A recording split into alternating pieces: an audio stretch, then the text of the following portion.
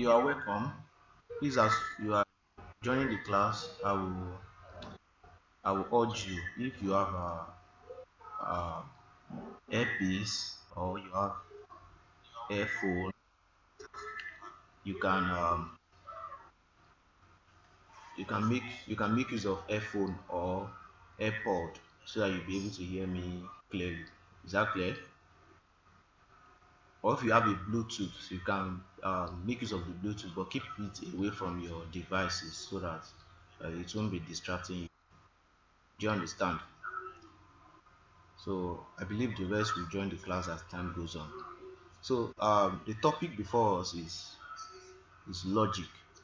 So this class will be on logic, and we're going to discuss on propositional and compound logic. Propositional and compound logic. Please again, I repeat, if you have a hairpiece or an AirPod that you can use, or probably you have headset you can use, or you have a Bluetooth that you can use, but the Bluetooth, you need try as much as possible to keep it away from yourself so it won't disturb you. It won't distract your class. So I'm going to continue the class. So we have a propositional logic. So this topic will be, we're going to take it for 2 weeks. So this is the first week of the topic. This is the first week of the topic, and we already know that when you are probably when you are in SS1, you're being introduced. I think further mathematics, you're being introduced to what logic is. Logic is actually a branch of philosophy. It's one of the core branch of philosophy. We have other branches like metaphysics, epistemology, um, and logic. We have other branches. These are the core branch of philosophy. Philosophy has other branches, but when you talk of the core branch of philosophy, logic is actually um, part of the core branch of philosophy. So we have our table of content. We have our table of content. In our table of content, we are going to talk on proposition.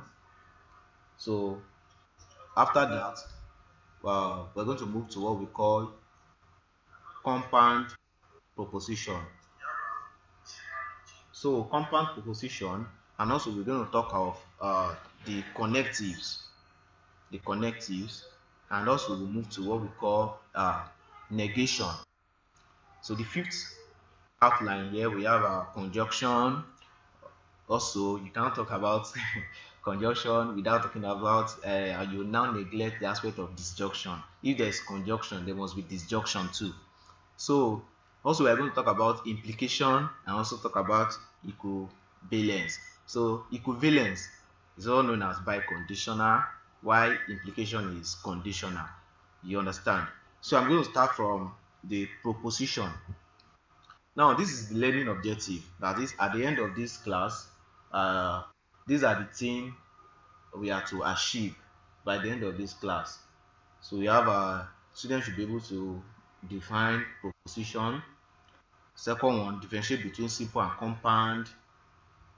Differentiate between simple and compound proposition. Identify and use logical connective.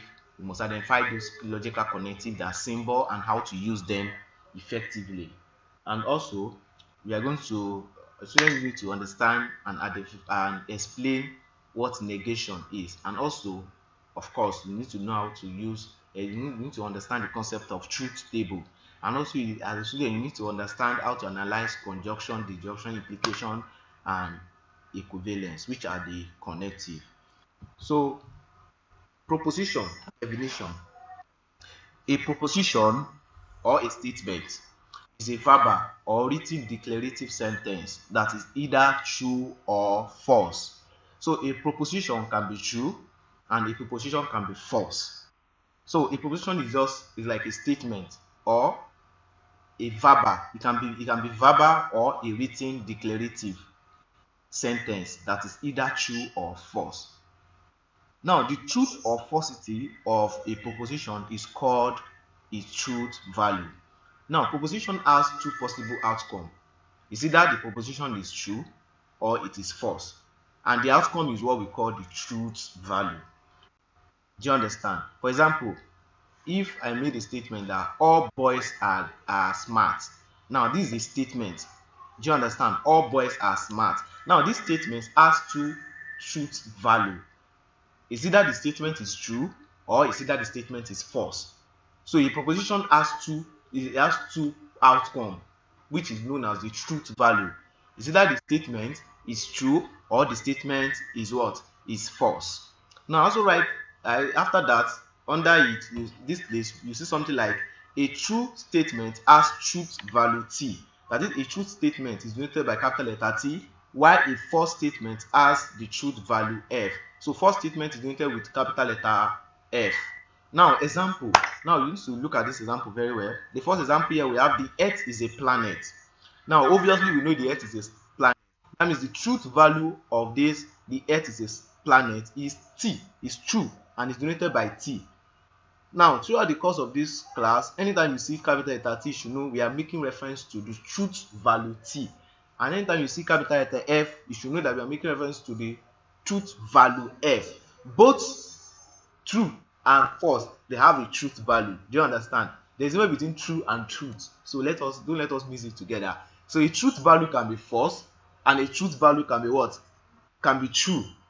So the next thing I said, 3 plus 4 equals 8. Obviously 3 plus 4 cannot be 8. 3 plus 4 is 7. That means the truth value of this logical statement is false. The truth value of this logical statement is false. And another one example here, say 8 is a member of this set.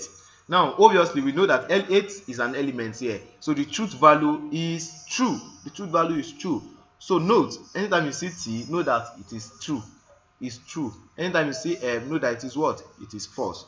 Now to the next slide. Now I wrote something here that not every sentence is a proposition. That is, not every sentence is a proposition. Some sentences that are not proposition include, now look at this sentence, they are not proposition. These sentences are not proposition. Please come in. These sentences are not proposition. For example, we have are you in Nigeria? Now this sentence, are you in Nigeria, is not a proposition because we can't decide. Who is that? Please come in. I'm having class. Come in. Are you in Nigeria? Please, I'm coming. I'm having class. I'll attend to you. I'm having class. Are you in Nigeria? You can't decide if this sentence is true or this sentence is false. Do you understand? So this sentence here, it doesn't have a true value. So it is not regarded as what? As a it's not regarded as a proposition. It's not a statement. Now, when you look at are you in Nigeria, this is a question. Because here, are you in Nigeria, you can't really decide if it is true or false. So a proposition is a written or declarative sentence that is either true or false. Do you understand? So are you in Nigeria cannot be, is not a proposition. Another one, come out. Come out. This is a command. Do you understand? So it's not a proposition. Another one is what a great day. What a great day is an exclamation. Do you understand? This is an exclamation. So this statement is not a proposition because you can't decide if it's true or false. It doesn't have the truth value. Another one is an open sentence like S plus 5 equals 9. Now this one this one is very funny. It is just a declarative sentence that are clearly true or false. Do you understand? And but this depends on the value of X. We don't know the value of X except if X is what? Is 4. That's when we can decide that this statement is true. But if S is not 4, if S is other value, other numerical value, we can't decide if it is true or what. We can, that means we can say it is false. But it is true if and only if X is what? Is 4. But if X is not 4, that means this statement is not true. So this one is just an open sentence. This one is just an open sentence. So we move to the next thing, which is a compound proposition. A compound proposition is formed when two or more simple